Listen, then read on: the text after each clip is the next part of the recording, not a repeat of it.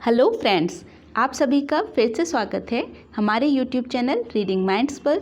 और आज हम डिस्कस करेंगे 16 जुलाई का करंट अफेयर्स। और यदि आपको मेरा वीडियो अच्छा लगे तो प्लीज़ इसे लाइक, शेयर और सब्सक्राइब ज़रूर करिएगा। तो चलिए शुरू करते हैं आज का वीडियो। हाल ही में इजराइल में दूतावास खोलने वाला पहला खाड़ी देश कौन सा है? तो यह है यूनाइटेड अरब अमीरात। आइए कुछ और फैक्ट्स देख लेते हैं। यूनाइटेड अरब अमीरात ने इजराइल के तेल अवीव में अपना पहला दूतावास खोला है और इस तरह यह पहला खाड़ी देश है जिसने इजराइल में दूतावास खोला है। इजराइल और यूएई के द्वारा अपने राजनयिक संबंधों की शुरुआत 13 अगस्त 2020 को अब्राहम समझौते के तहत हुई थी। अब्राहम समझौता इजराइल और अरब देशों के बीच पिछले 26 वर्षों में हुआ पहला शांति समझौता था। इसे अमेरिकी राष्ट्रपति डोनाल्ड ट्रंप द्वारा प्रस्तावित किया गया था, जिसमें इजराइल, संयुक्त अरब अमीरात और बहरीन के बीच औपचारिक संबंधों की शुरुआत हुई थी। इजराइल के राष्ट्रपति हैं इज़ाक हर्जोग। मोहम्मद अल खाजा इजराइल में यूएई के पहले राजदूत होंगे। ये आप मैप में देख रहे हैं मिडिल ईस्ट, और यहाँ है यूनाइटेड अरब अमीरात, राजधानी अबू धाबी। हाल ही में आरबीआई ने किस पेमेंट कंपनी को भारत में नए ग्राहक बनाने पर रोक लगा दी है? तो यह है मास्टरकार्ड। आइए कुछ और फैक्ट्स देख लेते हैं। डाटा संरक्षण के नियमों का अनुपालन न करने के कारण 22 जुलाई से आरबीआई द्वारा मास्टरकार्ड एशिया पैसिफिक के भारत में नए ग्राहक बनाने पर रोक लगा दी गई है।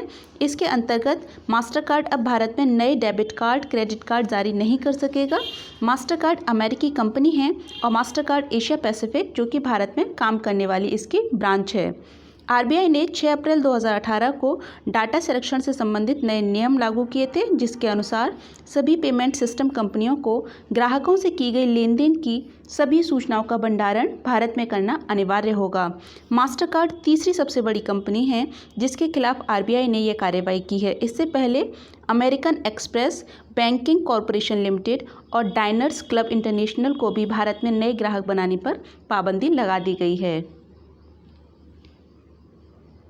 ओबीसी वर्गीकरण के लिए गठित किस आयोग का कार्यकाल केंद्र सरकार ने हाल ही में 6 महीने के लिए और बढ़ा दिया है? तो यह है जस्टिस रोहिणी आयोग। इस आयोग का कार्यकाल 31 जुलाई 2021 से बढ़ाकर 31 जनवरी 2022 तक कर दिया गया है। यह ओबीसी के कार्यकाल में बढ़ाई गई 11वीं बढ़ोतरी है। वैज्ञानिक तरीके से ओबीसी का उपवर्गीकरण करने के लिए यह आयोग गठित किया गया है। यह अक्टूबर 2017 में गठित किया गया था।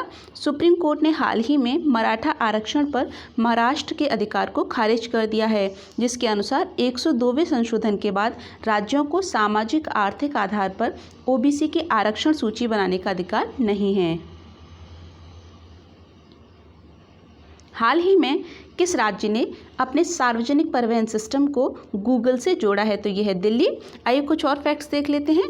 दिल्ली की परिवहन व्यवस्था को यात्रियों के अनुकूल बनाने के लिए यह योजना शुरू की गई है। उपयोगकर्ताओं को अब ऐप के जरिए बसों से संबंधित सभी जानकारी रियल टाइम में मिल सकेगी। हाल ही में चर्चा में रहा सुदीरमन कप किस खेल से संबंधित है? तो यह है बैडमिंटन। आइए कुछ और फैक्ट्स देख लेते हैं। वर्ष 2023 में सुदीरमन कप का आयोजन भारत में होने वाला था, परंतु इसकी मेजबानी अब चीन को सौंप दी गई है।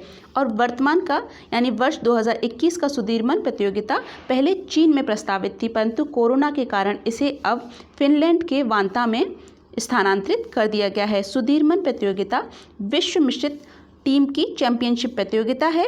यह द्विवार्षिक आयोजन है, अर्थात यह हर 2 साल के अंतराल पर आयोजित की जाती है। इसे वर्ष 1989 में शुरू किया गया था। हाल ही में कौन सा देश इंडिया आउट कैंपेन के कारण चर्चा में है? तो यह है मालदीव। आइए कुछ और फैक्ट्स देख लेते हैं।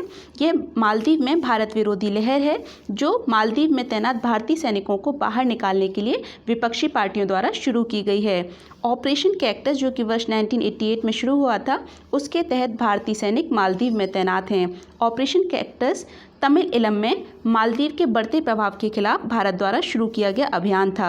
मालदीव के राष्ट्रपति हैं इब्राहिम मोहम्मद सालेह और मालदीव के अब्दुल्ला शाहिद हाल ही में यूनाइटेड नेशन जनरल असेंबली के नए अध्यक्ष बने हैं। ये आप मैप में देख रहे हैं। मालदीव राजधानी है माले। विश्व स्तरीय सुविधाओं वाला देश का पहला रेलवे स्टेशन कहाँ शुरू किया गया है? तो यह है गुजरात। गुजरात के गांधीनगर रेलवे स्टेशन देश का पहला रेलवे स्टेशन है जिसमें विश्व स्तरीय सुविधाएं हैं और इसमें 5 स्टार होटल भी निर्माण किया गया है रेलवे स्टेशन पर। इसका निर्माण वर्ष 2017 में शुरू हुआ था। 16 जुलाई 2021 को प्रधानमंत्री इसका उद्घाटन करेंगे। गरुण अर्थात Gandhinagar railway and urban development corporation और भारतीय रेल का यह साझा उपक्रम है। इसमें महिलाओं, बच्चों और दिव्यांगों के लिए आधुनिकतम सुविधाएं हैं।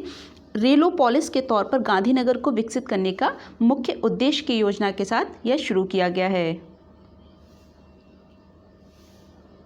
हाल ही में देश का पहला ग्रेन एटीएम अन्नापूर्ति कहाँ शुरू किया गया है? तो ये है हरियाणा। आइए कुछ और फैक्ट्स देख लेते हैं।